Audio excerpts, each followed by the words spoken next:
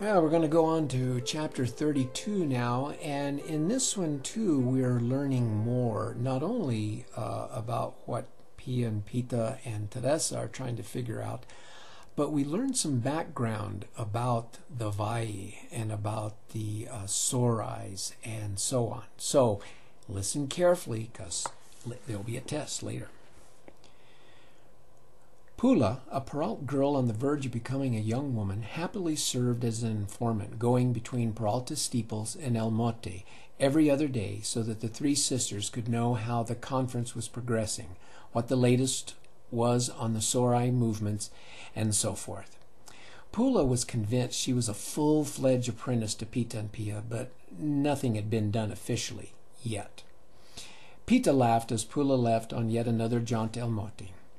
If our leaders were to choose anyone else for our next apprentice when the spring rituals begin, I believe that girl would put a vomiting poultice in their tea. Or our tea. Pia joined in with a broad smile. Teresa wasn't particularly amused. She is quite helpful, but does she have to tag along constantly? Her chattering with the old ones we are interviewing can be distracting. True, but you must admit, the old ones don't mind her as much as we do. Perhaps she's actually helped by her youthful disregard of the sacred. For her it's all natural, because everything is new to her. Well, maybe. Teresa glanced at Pia, who was stringing peas, and saw by her quiet smile that she agreed with Pita. Anyway, let's go over these different versions of the stories of the sky demons or lizards and see if we can summarize their similarities to the point they may tell us something of the Sorais. Pita sat next to Pia and began to help with the peas. But are we jumping to a thought? Jumping to a conclusion, Teresa corrected. A conclusion. Anyway, are the sky demons and the Sorais one and the same? They could be. The stories talk about lizards that fell out of a dark thunderhead during a summer rainstorm and lived on a mesa until they learned the ways of the people and began to walk on their back legs, hide their tails under a robe, and speak the common tongue of the people. You use that word people loosely. In your world, everyone is what you call a human or people. But here, even though you think the Nomen and the Peralts resemble people, we are different, smaller, more agile. Pia gave the other look. Of course, my sister. Who could forget the bats who are so different? Teresa exploded with assignment. Yes, but not so unusual to me. We have bats in my world, only they are barely the size of my hand. Even the Sorais resemble humans, but they are taller, more slender, and have that silver sheen to their skin. So the bats and Sorais are somewhat like those of my world. Poor humans, Pita said without much compassion. Even here their kind doesn't have much magic. The Sorai rituals are very reverent, but they couldn't heal a cut finger or glass a thimble of sand if their lives depended on it. The religion gives them spiritual comfort, but little else. Why am I so different? Teresa wondered aloud. I should be as powerless as they are here in the Vai. Pia and Pita exchanged glances. Well, you aren't a Sorai, though you resemble them in many ways, but we feel you're more like us, the Peralts. And other than passing through the portal and being a quick study, you haven't demonstrated many powers. I know, I'm still young in the rituals in spite of my years, but still, of course. But to return to the Sorais, Pita insisted, they have great strength and skill in battle, in spite of their small numbers. But when it came to totally overrunning the Vai, they held back because they fear our numbers and the wide area inhabited by the people of the Vai. That's why the new rumors are disturbing. If they achieve new magical powers they can use in war, we are finished.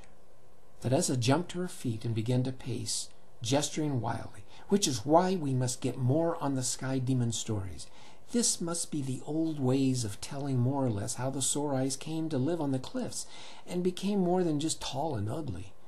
Using Teresa's notes, which Pia and Pita still could not fathom since Teresa had little time to teach reading and writing in addition to everything else, they tried to develop a master story of the sky demons.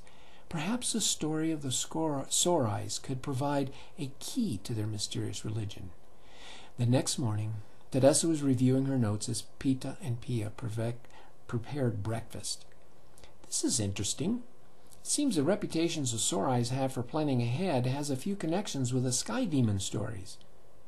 "In what way?" Pita asked. "This comes from a tale told by an old woman right here in Peralta," Teresa replied. "Though small in number, the demons could keep their neighbors wary of attacking them because the lizards, or sky demons, always knew how their enemies would react to any action. Battles were hard on the enemies of the lizards because they would fly headlong into the fight without plans, relying on instinct for defense, when the lizards would carefully isolate little groups of the others and overpower them." "Sounds like the tactics of the Luperman family," Pita noted. Teresa mulled that over, thinking about hunting stories her father told her when she was a child. "The lizards of legend were equally clever, and so are the Sorais," Pita went on. "Yes, I think you're right. These stories are about the Sorais." Teresa nodded slowly. "It would make an interesting study if we had time. Right now we need to understand the religion. The only thing I can find in the tales is that their priests could prophesy, but there are no stories about what they could predict or warn of the future." "Wait, Teresa, what is this prophecy?" "Yes, I can see where many of the Valle might not understand. It's like your visions, except instead of giving you insight into people, events, the past, or people in other places and times, it's about the future. The prophets of my Catholic religion lived in ancient Israel and were God's messengers on earth. God would inspire them to speak to present events and people's behaviors and what results it would bring in the future." "Fortune-telling!" Pita shouted. "Of course! There are travelers resembling the Sorais, but not as nasty, who come to festivals and fairs and tell a person's fortune. Although most of the time it's good guesswork or telling a person what they want to hear. It's something like that. But true prophecy shows how present actions of a whole people will bring about good or bad results. It is done to teach morality. I suspect the Sorais have little use for personal fortune-telling. And as for their morality, I don't know enough to judge that, except it seems that most of you think they're bad and immoral because of the way they've treated you. Among my own kind, those who take slaves are also considered immoral. As far as the Sorais are concerned, I suppose all of you are unworthy and a pain in the neck." "So what kind of prophecy would the Sorais use?" Pita asked. "Perhaps knowing when they can take aggressive action and when they should hold back and not upset the apple cart in the Valle." "Very practical. But how can a religion help them there?" "I have no idea, Pita. Let's look at some other kinds of memories and stories after we eat." Enjoying a second cup of tea, the sisters started to pore over the other stories. Pia withdrew for a while and went outside to walk along a ridge that overlooked the Valle Bajo. It looked so calm and peaceful in the blue and silver mists of morning. Only the dark green of the swamp seemed to dampen the mood. Pia gazed west to see the El Cerro cliffs and tried to spot the Sorai village. No buildings were evident, but there was something at a point where the cliff jutted out toward the Valle like a peninsula, reaching out to pierce the Valle into two oceans, to the north and to the south. On this peninsula was a circular wall about the height of a man. Perhaps it was a storage building or a place of worship being built by the Sorais. Pia's gaze wandered back down to the small sandhills and sandy plains that sloped down to the bosque. Her eyes caught sight of the old dead cottonwood marking the location of the portal. She almost reacted audibly. Rushing back to the house, she burst in on her sisters and interrupted their conversation. Looking intently at Pita, she conveyed what suddenly occurred to her. Teresa caught most of it also. "Yes, the stories of the great tree. In some it is the first tree of the great bosque of the Valle, which only now a remnant exists." Pita picked up on the excitement. "And in others, there is the last tree of the original forest that covered the earth. In our own Peralta traditions and those of the Ursuline have a story of a tree that had a spirit who could think and had feelings. It served as a voice and conscience for all the plants and animals of the great forest when people, particularly the craftsmen, started to cut and clear the forest. And in every case, it was always beside a stream, river, lake, or pond," Teresa continued. "Our cottonwood is along arroyo. that used to be a stream running out of the west before the Sorais moved in from the West Desert. They probably diverted the stream, and so now the stream bed serves as an arroyo during thunderstorms. That's why it and a whole forest of trees died, much to the chagrin of the Casmen, who try not to destroy the lands in spite of the way they change things with their ponds and use of wood for building. But if the tree did have some kind of spirit, some connection with the ancient world before the peoples of the Valle lived here, maybe that explains the portal. Teresa thought a moment. Well, it doesn't really explain the portal, but maybe the portal and this tree have some kind of connection.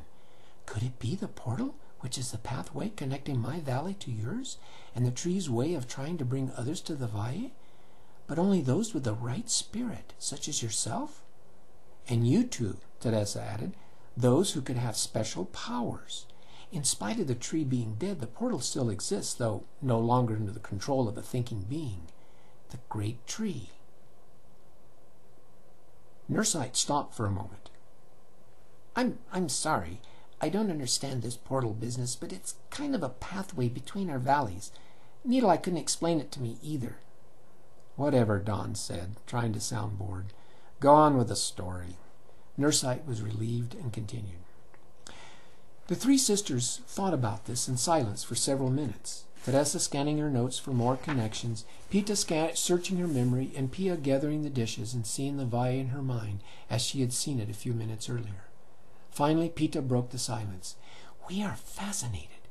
But what's the real connection between our problem, the Sorais, and the great tree? None, really. The great tree stories have nothing to do with Sorais, except maybe we suspect they destroyed the tree in our valley, but probably not intentionally. Teresa looked at her sisters and saw, as usual, they were of one mind on the matter. Perhaps. But why did we try to make a connection? There is something subconscious working here, and we can resolve it only by knowing more about the Sorais. Pita looked at Teresa skeptically. Do you really think we can go up on those cliffs and get them to sit down and tell us stories and memories? Initiate us into their religion? Well, no. But if someone could... No, I guess you just couldn't disguise yourself as a Sorai and join right in. Like, where are there other Sorais anywhere near the Valle? Teresa asked. Maybe to the far west. Also in the far north are those who are similar to them, but have not visited the Valle in years. No one's been there, and we haven't heard tales of other Sorais. Pita and Pia suddenly took a hard look at Teresa, and then faced each other as a deep communication passed between them. Of course, we are so blind. What? Teresa asked, picking up nothing that went between the sisters. Pia and Pita just smiled and looked at her with assurance. Leave it to us, Pita said. We live here, and we know a thing or two. All righty. Now they're getting a plan. Let's see what it is next time in Chapter 23. See you then.